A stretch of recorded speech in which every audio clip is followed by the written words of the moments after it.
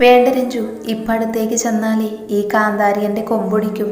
ഇനിയും സമയമുണ്ടല്ലോ. പൊന്നുമോൾ ആദ്യം കോഴിക്കോടുന്ന് കാല് കുത്തിക്കോട്ടെ.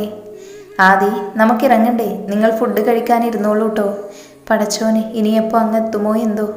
ഇസയുടെ ഇക്കാക്ക തിടുക്കപ്പെട്ട് ആദിയോട് പറഞ്ഞ ശേഷം മറ്റാരോടോ സംസാരിച്ചുകൊണ്ട് നടന്നകന്നു. ഇസമ്മയുടെയും പിള്ളേരുടെയും ഡാൻസ് കഴിഞ്ഞതും എല്ലാവരും ഭക്ഷണം കഴിഞ്ഞ് ആദിയുടെ വീട്ടിലേക്ക് തിരിച്ചു. ആദിക്കും ഇസയ്ക്കും പോകേണ്ടുന്ന കാറിൽ അവർ മാത്രമേ ഉണ്ടായിരുന്നുള്ളൂ. ഡ്രൈവ് ചെയ്യുമ്പോഴെല്ലാം ആദി ഇസയെ നോക്കുന്നുണ്ടെങ്കിലും അവൾ പുറത്തെ കാഴ്ചകൾ കണ്ടിരിപ്പാണ് ആദിയെ നോക്കുന്നത് കൂടിയില്ല. ഡ്രൈവിങ്ങിൻ്റെ മടുപ്പ് മാറ്റാനെന്നോണം ആദ്യം മ്യൂസിക് പ്ലെയർ ഒന്ന് ഓൺ ചെയ്തു. അപ്പോഴേക്കും ഇസമ ദേഷ്യത്തോടെ അതിൻ്റെ സൗണ്ട് മ്യൂട്ട് ചെയ്ത് വെച്ച് വീണ്ടും പുറത്തേക്ക് നോക്കിയിരിപ്പായി. എന്താ ഇസ ഇത്? ആദ്യ സ്നേഹത്തോടെ ചോദിച്ചു വന്നതും ഇസ കൈ ഉയർത്തി വിലക്കി. ആദ്യം ഒച്ച വെച്ചതും ഇസ മുഖം തിരിച്ച് പുറത്തേക്ക് നോക്കിയിരുന്നു. എനിക്ക് പറയാനുള്ളത് കേൾക്കാൻ ഇനിയും നിന്റെ മനസ്സ് പാകപ്പെട്ടില്ലെന്ന് തോന്നുന്നു. എന്താ ഇസ നീ ഇങ്ങനെ? അതെ, ഇപ്പോഴെന്നല്ല, ഇനി ഒരിക്കലും തൻ്റെ വാക്ക് കേൾക്കാൻ എൻ്റെ മനസ്സ് പാകപ്പെടാൻ പോകുന്നില്ല. അതുകൊണ്ട് തന്നെ പുതിയ കള്ളങ്ങൾ മെനഞ്ഞ് ബുദ്ധിമുട്ടണമെന്നില്ല. എൻ്റെ തലയിൽ എഴുത്തിന് ഞാൻ ആരെയും പറഞ്ഞിട്ട് കാര്യമില്ല. ഇസയൊന്ന് ശബ്ദം കടിപ്പിച്ചപ്പോഴേക്കും ആദ്യ കാറിൽ കരുതി വെച്ചിരുന്ന വെള്ളമെടുത്ത് കുടിക്കാൻ തുടങ്ങി. ശരിയാണ്, തലയിലെഴുത്ത് മാറ്റാൻ പറ്റത്തില്ല. ഇപ്പോഴും ഞാൻ നിന്നോട് പറയുവാണ് ഇസ. മനഃപൂർവ്വമല്ല, എൻ്റെ അവസ്ഥയാണ് നിന്നെ കെട്ടേണ്ടി വന്നത്. കേൾക്കാൻ താല്പര്യമുണ്ടെങ്കിൽ കാര്യം എന്താണെന്ന് പറയാം, അല്ലെങ്കിൽ വഴിയിൽ നീ എല്ലാം അറിയുന്ന സമയത്തിന് വേണ്ടി ഞാൻ കാത്തിരിക്കാം. പിന്നെ എന്നെ കെട്ടിയതുകൊണ്ട് നിനക്ക് നഷ്ടമൊന്നും ഉണ്ടാകാൻ പോകുന്നില്ല. ഞാനൊരു വിധത്തിലും നിന്നെ ശല്യം ചെയ്യാൻ വരില്ല. നിനക്ക് നിന്റെ ഇഷ്ടം പോലെ ജീവിക്കാം. ചെയ്യേണ്ടത് ഇത്ര മാത്രം, എല്ലാവർക്കും മുന്നിൽ നീ എൻ്റെ ഭാര്യയായി ഒന്ന് നിന്നു തരിക. ഇതൊരു പിടിവാശിയോ സ്വാർത്ഥതയോ അല്ല, അപേക്ഷയാണ്. ഇതൊന്നുമല്ലെങ്കിലും കൃത്യം 1 വർഷം തികയുമ്പോൾ നമ്മൾ നിയമപരമായി തന്നെ പിരിയും. ആദിയിൽ നിന്നും അതുകൂടി കേട്ടതും ഇസയുടെ കണ്ണ് നിറഞ്ഞൊഴുകാൻ തുടങ്ങി. അവൾ മുഖം മറച്ചു പിടിച്ച് കരയുന്നത് കണ്ടതും ആദിക്ക് ചെറുതായൊന്ന് ചിരി വന്നു. ഇസ, ആദി കൈയെടുത്ത് ഇസയുടെ തോളിൽ കൈവച്ചതും അവളത് തട്ടിമാറ്റി. നോക്കിസ, എൻ്റെ സൽമയുടെ കണ്ണിതുപോലെ നിറയാതിരിക്കാനാ ഞാനിതൊക്കെ ഇറങ്ങി തിരിച്ചത്. താൻ കൂടി ഇങ്ങനെ, പ്ലീസ് ഡോണ്ട് ക്രൈ, ഓക്കെ? എൻ്റെ ജീവിതം വെച്ച് കളിച്ചിട്ടില്ലേ താനിങ്ങനെ ചിരിക്കുന്നേ? ഇതിനൊക്കെ താൻ എൻ്റെ മുന്നിൽ കിടന്ന് അനുഭവിക്കും, നോക്കിക്കോ. വിവാഹം കഴിഞ്ഞ അന്നു തന്നെ എന്ത് നിസ്സാരമായിട്ടാണ് താൻ വിവാഹമോചനത്തെപ്പറ്റി പറയുന്നത്. ബന്ധങ്ങൾക്ക് താൻ എന്ത് മൂല്യമാണ് കൽപ്പിക്കുന്നേ? ഇങ്ങനെയൊക്കെയാണ് മനസ്സിലെങ്കിൽ ഒഴിവാക്കി തരാമായിരുന്നില്ലേ എന്നെ? പറഞ്ഞതല്ലേ ഞാൻ അപ്പോഴേ. ഇസയുടെ വാക്കുകൾ പാതിയിൽ നിന്ന് പോയതും ആദിയുടെ മനസ്സൊന്ന് വേദനിച്ചു. എങ്കിലും അവളോട് എതിർക്കാൻ തന്നെയായിരുന്നു ആദിയുടെ തീരുമാനം. ഓ സാരമില്ല, എല്ലാം ഞാൻ അനുഭവിച്ചോളാം. ഇപ്പോൾ ഈ കരച്ചിലൊന്ന് നിർത്തടോ താൻ. കണ്ടിരിക്കാനേ എനിക്ക് കുറച്ച് ബുദ്ധിമുട്ടുണ്ട്. ആദി വീണ്ടും ഇസയുടെ മുഖത്ത് കണ്ണീരൊപ്പാൻ എന്നോണം കൈ നീട്ടിയതും ഇസ വീണ്ടും അവൻ്റെ കൈ തട്ടിമാറ്റിക്കൊണ്ട് പുറത്തേക്ക് നോക്കിയിരുന്നു. അപ്പോഴും അവൾ നിശബ്ദമായി കരയുക തന്നെയായിരുന്നു. ഒരുപാട് ഡ്രൈവ് ചെയ്ത് വന്നപ്പോഴേക്കും ആദിക്ക് ഉറക്കം നിൽക്കുന്നതിൻ്റെ ചില അസ്വസ്ഥതകൾ തോന്നിയിരുന്നു. ഇസയെ നോക്കുമ്പോൾ അവൾ നല്ല ഉറക്കത്തിലാണ്. ഉറങ്ങിയോ കുട്ടിപ്പിശാച്ച്? ആദി ചിരിയോടെ മീശയിൽ വിലർ ചേർത്തുകൊണ്ട് സ്വയം പറഞ്ഞു.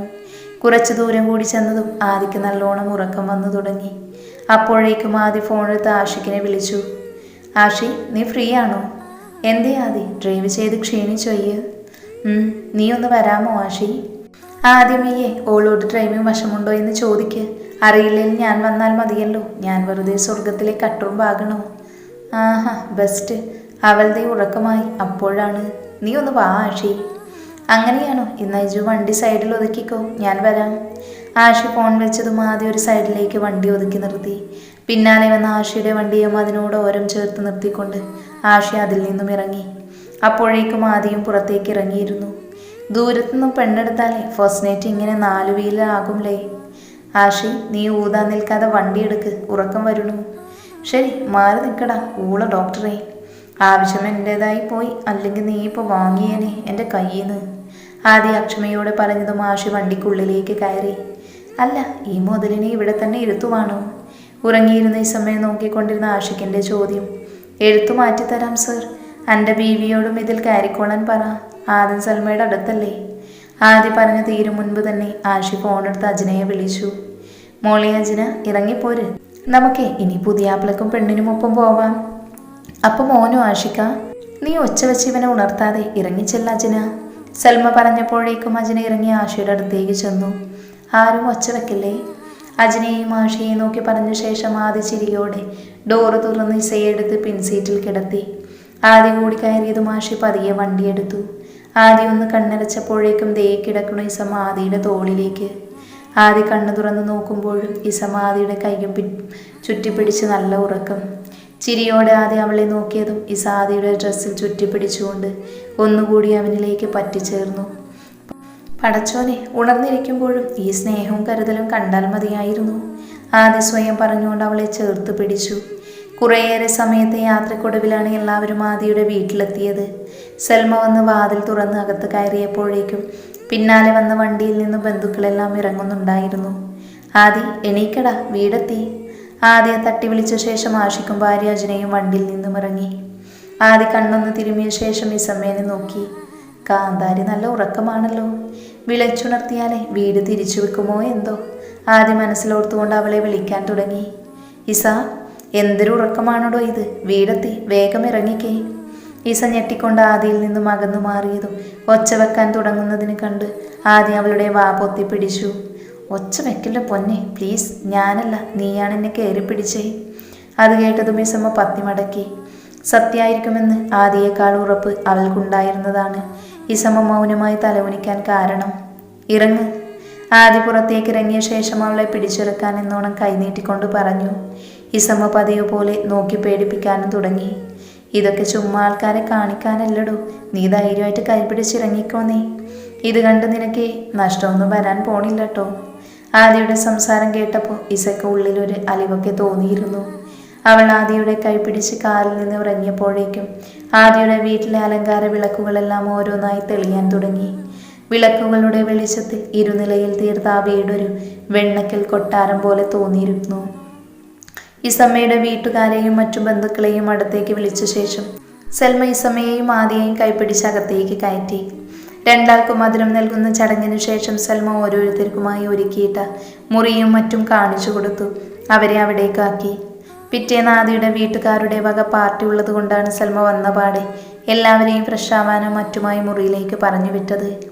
ഞാനിപ്പോൾ വരാം, ഇസയോട് പറഞ്ഞ ശേഷം ആദ്യ മുകളിലേക്കുള്ള സ്റ്റെയർ കാലെടുത്ത് വെച്ചതും ഒരു കൂട്ടം പെൺപിള്ളാരുടെ വിളി മുകളിൽ നിന്നും വന്നു. ആദിക്ക, ഇങ്ങോട്ട് വരണ്ട, ഇവിടെ ലേഡീസ് ഓൺലിയാണ്. നിങ്ങൾക്ക് രണ്ടാൾക്കുള്ള മുറി താഴെയാണ്. അതൊന്നും പറ്റില്ല, ഇറങ്ങിക്കോ എല്ലാ എണ്ണവും. വിരട്ടലൊന്നും നടക്കില്ല ഡോക്ടർ സർ, നാളെ നിങ്ങൾക്കിത് മണിയറ, ഇന്ന് ഞങ്ങൾക്ക്. സാറ് വെച്ച കാലങ്ങ് പിന്നോട്ടെടുത്തോ. ആദ്യം അവരുടെ സംസാരം വകവെക്കാതെ പടി കയറിയതും പിള്ളേരെല്ലാം സൽമയെ വിളിക്കാൻ തുടങ്ങി. സൽമ വന്ന് ആദിയുടെ ചെവിക്ക് പിടിച്ച് അവർക്ക് തയ്യാറാക്കിയിട്ട മുറിയിൽ കൊണ്ടുപോയി വിട്ട് മുറി പുറത്തുനിന്നും കുറ്റിയിട്ടു. എന്താടോ ഇതൊക്കെ? ഇസ മുറിയിൽ ചെന്ന പാടെ ഷോൾ അഴിച്ചു മാറ്റി ബെഡിലേക്ക് ഇരുന്ന ശേഷം മുടി ഉയർത്തിക്കെട്ടി. അപ്പോഴാണ് കണ്ടത് മുറിയിൽ വലിയ ആർഭാടമൊന്നുമില്ലെങ്കിലും ബെഡിൽ നിറയെ മുല്ലപ്പൂക്കൾ ചിതറിക്കിടക്കുന്നു. അയ്യേ, എന്തു പറ്റി ഇസ? ജനാല വിരി നീക്കിക്കൊണ്ട് ആദി ചോദിച്ചതും അവൾ ബെഡ്ഷീറ്റ് കുടഞ്ഞു വിരിച്ചു. എന്തേ, തനിക്ക് പൂക്കൾ ഇഷ്ടമല്ലേ? ആദി ചിരിച്ചുകൊണ്ട് ഇസയെ ചുണ്ടി പിടിപ്പിക്കാനെന്നോണം ചോദിച്ചു. എടോ, താൻ കൂടുതൽ കിന്നിരിക്കാൻ നിൽക്കാതെ ഒന്ന് പുറത്തു പോയി, എനിക്ക് ഡ്രസ്സൊക്കെ മാറണം. റൂം പുറത്തുനിന്ന് പൂട്ടിയിരിക്കുവാണ്, നീയും കണ്ടതല്ലേ. എനിക്കെന്തൊന്നും അറിയണ്ട, എല്ലാത്തിനും കാരണം താനൊരാളാ. ഇസ കലിതുള്ളി ആദിക്ക് മുന്നിൽ ചെന്നതും ആദി അവനിട്ടിരുന്ന ഷെർവാണി ഊരി കട്ടിലേക്കിട്ടു. അയ്യേ! ആദി അവൻ്റെ ഉടുപ്പ് വലിച്ചൂരിയതും ഇസ മുഖം പൊത്തിക്കൊണ്ട് തിരിഞ്ഞു കളഞ്ഞു. ദേ, ഇതുപോലെ മാറിക്കോളൂ, നീ ഇവിടെ നിൽക്കുമ്പോഴല്ലേ ഞാൻ ഡ്രസ്സ് മാറ്റിയത്, അതുപോലെ തന്നെ നിനക്കും മാറ്റാം, പ്രശ്നം തീർന്നില്ലേ? ഇല്ല. അവളുടെ കൈയും ശബ്ദവും ഉയർന്നതും അവൻ്റെ നിയന്ത്രണം വിട്ടു തുടങ്ങി. ആദ്യം അവളുടെ മുടിയിൽ പിടിച്ചു വലിച്ചുകൊണ്ട് അവൻ്റെ നെഞ്ചോട് ചേർത്ത് നിർത്തി അവളുടെ വാ പൊത്തിപ്പിടിച്ചു. അപ്പോഴേക്കും ഇസമ്മയുടെ ധൈര്യം ചോർന്നു തുടങ്ങിയിരുന്നു. അതെന്താടി ഇല്ലാത്തേ? നീ എന്താ കരുതിയ ഞാൻ വെറും ഉണ്ണാക്കനാണെന്നോ? അതോ നിന്റെ വിരട്ടലൊക്കെ കണ്ട് ഞാൻ പേടിച്ചു പോയെന്നോ? എങ്കിൽ നിനക്ക് തെറ്റി. നീ എവിടെ വരെ പോകുമെന്ന് ഈ ആദിക്ക് അറിയണമായിരുന്നു. അവൻ്റെ അടഞ്ഞ ശബ്ദത്തിൻ്റെ തരുതരിപ്പ് കാതിനുള്ളിൽ ചെന്ന് പതിക്കുമ്പോഴെല്ലാം ഇസമ്മയുടെ നക്ഷത്ര കണ്ണുകൾ പുറത്തേക്ക് വലിഞ്ഞു നിന്നിരുന്നു. ഇതിനിടയിൽ കഴുത്തിലും ചുണ്ടിലുമായി ചേർത്ത് പിടിച്ച് അവൻ്റെ കൈ പിടിച്ചു മാറ്റാനും അവൾ ശ്രമിക്കുന്നുണ്ടായിരുന്നു. ഇസ, നീ എന്നെക്കാളും ഒരുപാട് വയസ്സിന് ഇളയതാണ്, അതുകൊണ്ടാണ് ഞാനൊന്ന് താണു തന്നത്. അപ്പോൾ നീ വല്ലാണ്ട് എൻ്റെ മേത്ത് വിളവിറക്കാൻ നിൽക്കരുത് മോളെ. നിന്നേക്കാളും വിളഞ്ഞ വിത്താണ് ഈ ആദി. ആ വിളവത്തരം നീ എന്നെ കൊണ്ട് പുറത്തെടുപ്പിക്കരുത്, ഇസമ്മ താങ്ങൂല. അടങ്ങി ഒതുങ്ങി ഇവിടെ ജീവിച്ചാൽ നിനക്ക് കൊള്ളാം. അല്ലെങ്കിൽ മോൾക്ക് നല്ല ഒന്നാന്തരം പണി തന്ന് അടക്കിയിരുത്താനേ ആദിക്കറിയാം. അത് വേണോ? നീ തന്നെ ആലോചിച്ച് തീരുമാനിക്ക്. അത്രയും പറഞ്ഞുകൊണ്ട് ആദി അവളിലെ പിടിവിട്ടിരുന്നു. ആദിയുടെ പെരുമാറ്റത്തിലെ മാറ്റം കണ്ടപ്പോൾ തന്നെ ഇസപ്പ ആദി മരിച്ച അവസ്ഥയിലായി. ചിന്തിച്ചു കൂട്ടിയ കുരുട്ട് ബുദ്ധിയെല്ലാം കപ്പൽ കയറിയ അവസ്ഥയിലായിരുന്നു അവൾക്ക്. ആദ്യം ഒരു ടവലും എടുത്ത് ബാത്റൂമിലേക്ക് കയറി. അതിനിടയിൽ അവൾ ഡ്രസ്സും മാറി ബെഡിൽ വന്ന് കിടന്ന് തലയിണയും കെട്ടിപ്പിടിച്ച് കരയാൻ തുടങ്ങി. ഇസ.